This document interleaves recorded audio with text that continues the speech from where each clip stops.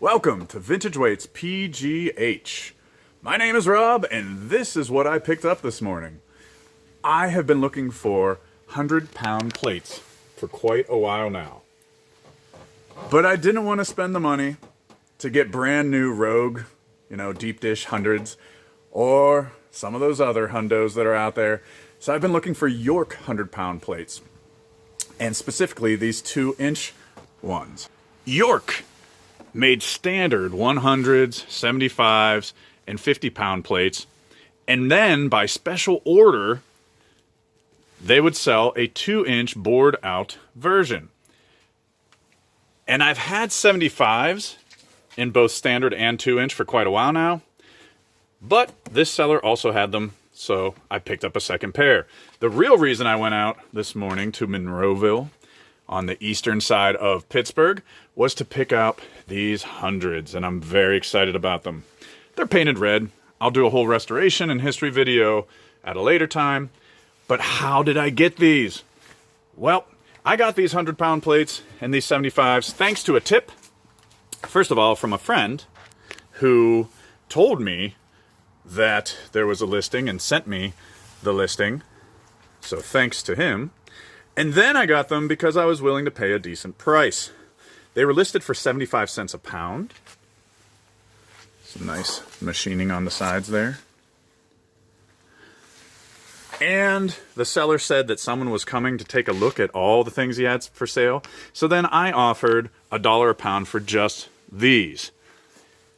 Since it didn't sound like a confirmed, sale that was happening and someone just looking at everything, I didn't feel bad about doing that in terms of Vintage Weights etiquette. So I offered $1 a pound and said I could pick them up the next morning. He said that'd be great. And then I went out to get them.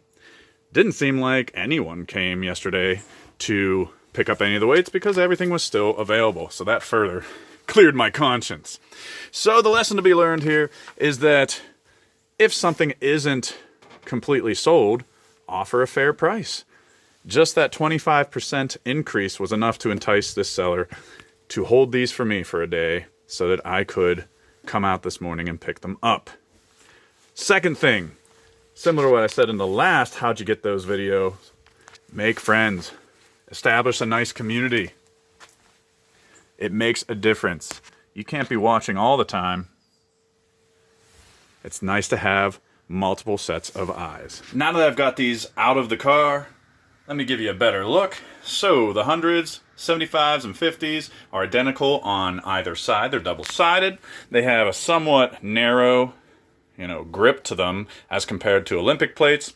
Sometimes the 100s might have been milled around the hub area. Those are very sought after. These ones are not.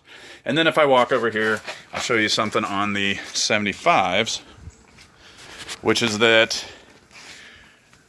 a couple different ways you can tell that these 75s are more recent would be the closer lettering. It's not the wide lettering, as well as the USA stamp. So these 75s are from the 1990s. Still doing the special order for 2-inch. Now, it is possible that someone bored out their standard plates themselves, but more often than not, I would assume it's quite easier when they were doing it to just order a pair or even go pick up a pair if you were close to York. This has been Vintage Weights PGH.